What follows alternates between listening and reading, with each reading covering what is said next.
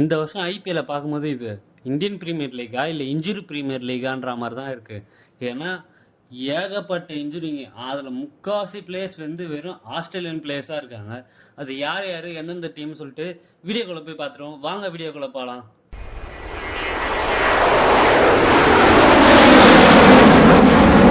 இந்த இன்ஜுரினால சில பிளேயர்ஸ் வந்து ஹோல் சீசன் ரூல்ட் அவுட் ஆகிருக்காங்க. ஆனால் கொஞ்சம் சில பேர் வந்து ஃபுல்லாக ரூல்ட் அவுட் ஆகாமல் ஸ்டார்டிங் ஆஃப் த டோர்னமெண்ட் மட்டும் விளையாட மாட்டாங்கன்ற இன்ஃபர்மேஷன் கிடச்சிருக்கு.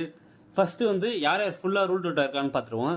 இதில் ஃபஸ்ட்டு பிளேயராக அஷித் ராணா கேகேஆர் டீமில் இருக்கார். அவருக்கு வந்து என்ன ரீசன்னா லெக்மெண்ட் டேர் ஆகிருக்கான், அதனால் ஒரு சர்ஜரி போகிறாங்க. அதனால் வந்து கேகேஆர் டீமுக்கு இப்போதைக்கு ஆட மாட்டார்.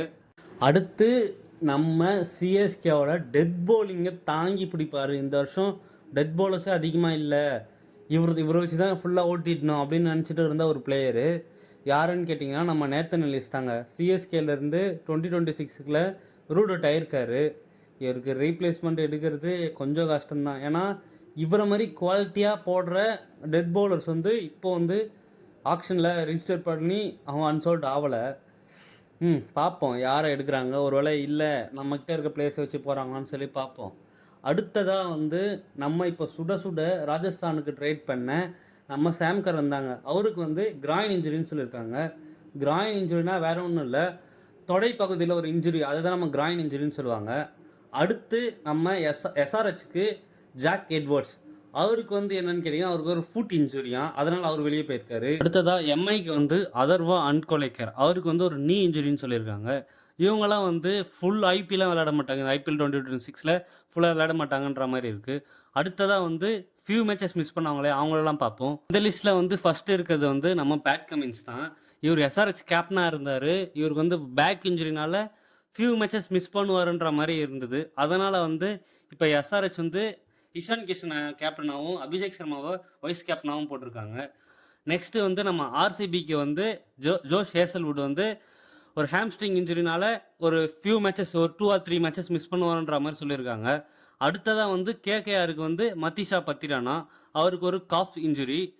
அடுத்ததாக எல்எஸ்ஜிக்கு வந்து வனிந்து ஹஸ்ரங்கா, இவர் வந்து இன்னும் அஃபிஷியலாக வரல ரூல்ட் அவுட்டுன்னு சொல்லி. ஆனால் கிரிக்பஸ்லாம் என்ன சொல்கிறாங்கன்னா இவர் வந்து மோஸ்ட்லி ரூல்ட் அவுட் ஆக தான் வாய்ப்பு அதிகன்ற மாதிரி சொல்கிறாங்க. இவருக்கு வந்து ஹாம்ஸ்ட்ரிங் இன்ஜுரி.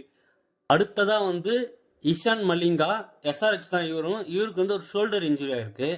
சரி, இவங்களெல்லாம் ஒரு கேட்டகரியில் சேர்த்துடலாம். இவங்களாம் வந்து இன்ஜுரினால விளையாடாமல் இருக்காங்க. அடிசிக்காக விளையாடுற மிச்சல் ஸ்டார்க், இவருக்கு வந்து ஒர்க் லோட் மேனேஜ்மெண்ட் காரணமாக வந்து என்ஓசி நாங்கள் கொடுக்கலன்னு சொல்லி ஆஸ்திரேலியன் கிரிக்கெட் போர்ட் சொல்லியிருக்கதா நியூஸ் பரவிட்டு வருது.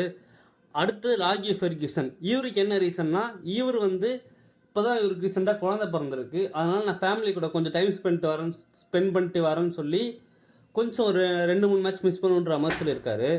அடுத்ததான் வந்து ஆர்சிபியோட எஸ் தயால், இவரும் வந்து இந்த சீசனில் வந்து மேபி ரூல்ட் அவுட்டும் ஆகாமும் போகலாம். ஏன்னா வந்து இவரை வந்து ஆர்சிபி வந்து பெருசாக எந்த டீம் கூட கூப்பிட்டு போகல, அதெல்லாம் ப்ராக்டிஸ் மேட்ச்சில் களை இறக்கலன்ற மாதிரி தான் சொல்லிட்டு இருக்காங்க. இது காரணம் என்னன்னு கேட்டிங்கன்னா அவர் மேலே இப்போ ரீசெண்டாக நடக்கிற போக்சோ ஆக்ட் தான். கோர்ட்டில் வந்து இப்போ அவர் சாதகமாக வந்து தீர்ப்பு வந்துருச்சுன்னா ஆர்சிபி வந்து இவரை தக்க வச்சுப்பாங்கன்னு.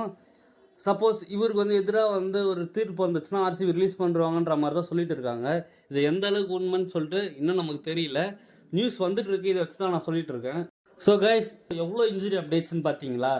இந்த சீசனில் வந்து நிறைய ஆஸ்திரேலியன் பிளேயர்ஸ் தான் இன்ஜுரி ஆகிறாங்க. அது ஏதுன்னே புரியல. அப்புறம் இன்னொருத்தர் சொல்ல மறந்துட்டேனே, நம்ம மேட் ஷாட், அவருக்கும் வந்து ஒரு ஃபிங்கர் இன்ஜுரினால அவரும் வெளியே போயிருக்காருன்ற மாதிரி தான் சொல்கிறாங்க. அவர் என்ன தான் வந்து நம்ம பேக்கப்பாக எடுத்து வச்சாலும் கண்டிஷன்ஸ்க்கு ஏற்ற மாதிரி அவர் ஆட வைக்கலான்ற பிளான் தான் இருந்ததா சிஎஸ்கேக்கு இருந்ததா கிரிக்பஸ் ரிப்போர்ட் பண்ணியிருக்காங்க. பார்ப்போம் இந்த பிளேயர்ஸ்லாம் ரீப்ளேஸ்மெண்ட்டு எடுக்கிறாங்களா இல்லையான்னு சொல்லிட்டு. கூடிய சீக்கிரம் எடுத்துருவாங்க. அந்த வேலைகள் தான் பார்த்துட்டு இருப்பாங்க இன்னொரு டீம்ஸ்லாம். மேபி அவங்களோட ஃபஸ்ட்டு மேட்ச்சுக்கு முன்னாடியே அப்டேட் பண்ணுறாங்கன்னு தான் தோணுது. இந்த மாதிரி கண்டென்ட்ஸ்லாம் உங்களுக்கு பார்க்கணும்னு நினச்சிங்கன்னா மறக்காமல் இந்த சேனல் சப்ஸ்கிரைப் பண்ணி வச்சுக்கோங்க. அண்ட் தென் உங்களுக்கு இன்னும் எந்த மாதிரி வீடியோஸ் வேணும்னு சொல்லி கீழே கமெண்ட் பண்ணுறேங்க. பை பை கைஸ், நெக்ஸ்ட் வீடியோவில் சந்திப்போம்.